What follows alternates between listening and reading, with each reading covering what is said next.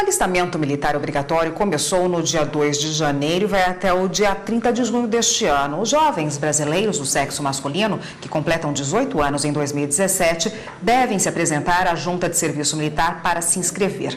Anualmente, cerca de 1.800.000 jovens fazem o alistamento militar e aproximadamente 100.000 são incorporados às Forças Armadas. Esse alistamento é previsto em lei e para falar sobre esse assunto nós convidamos o advogado Walter Moura, que está aqui conosco hoje. Boa tarde, doutor. Boa tarde.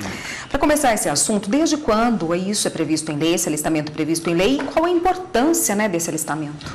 Nós temos a obrigatoriedade prevista em lei para essa classe de jovens desde 1964. Essa lei é federal, vale para todo o território nacional. A importância do alistamento, em que pese algum tipo de ideologia em sentido contrário, a literatura do direito militar, a literatura sobre guerras, sobre ciências políticas, ela sempre trouxe que uma parcela importante do poder brasileiro e de todos os países está na soberania. E a imposição da soberania nós sabemos que é por força armada. E há um receio sempre nas relações internacionais de que haja uma guerra. E a guerra ela vai ser medida ou não pelo tamanho do exército. Então, o alistamento ele forma, sobre essa teoria geral, um exército. Você tem à disposição do país o exército para um momento que ninguém quer, mas em que possa existir a guerra. E existe também a possibilidade de uma formação, e aí existem ideologias em sentido contrário, a formação do jovem.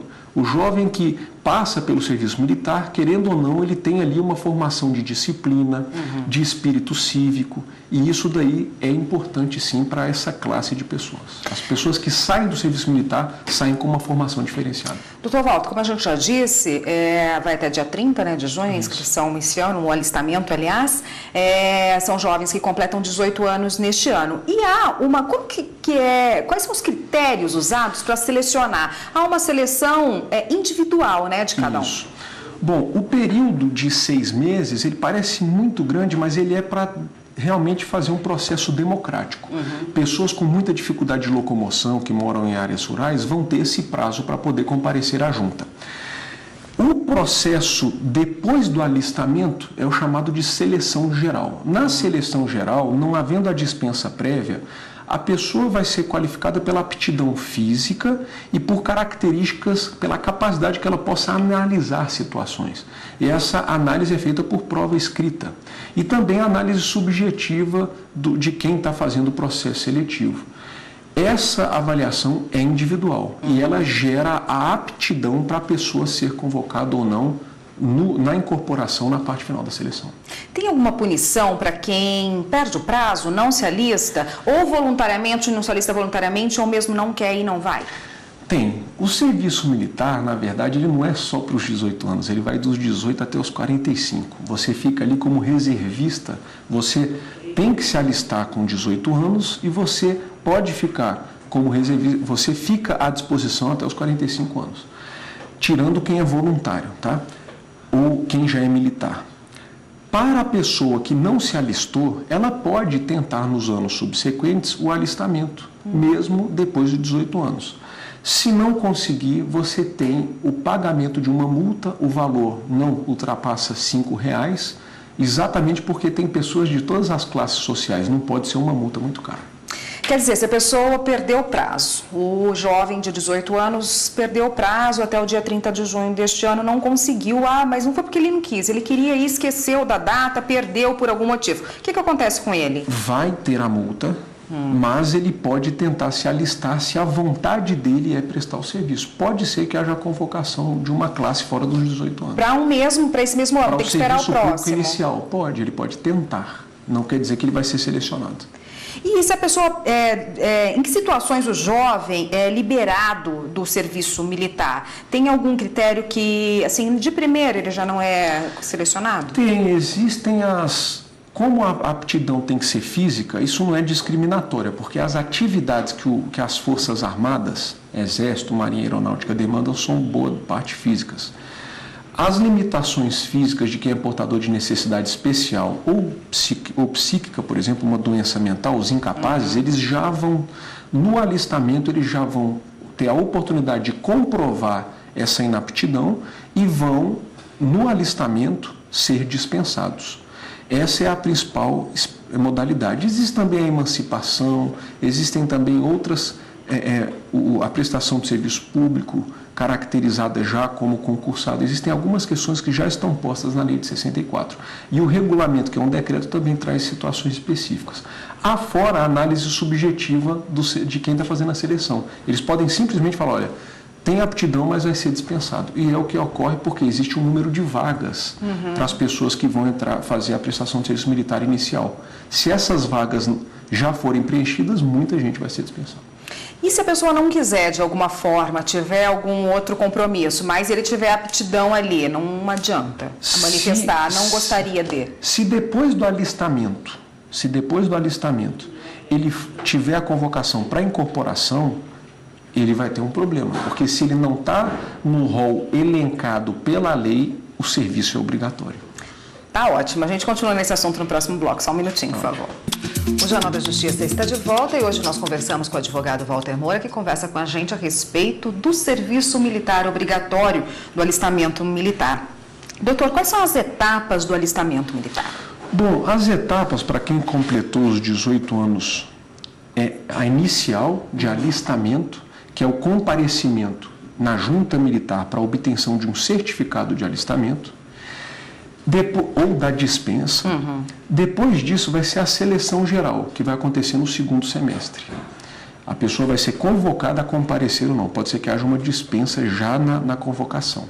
E depois da convocação, em havendo a pessoa passando na seleção, estando apta e havendo a necessidade das forças em chamá-la, ela vai integrar as Forças Armadas. Daí ela tem um período de 12 meses obrigatórios, que podem ser prorrogados por mais 6, para a prestação desse serviço militar.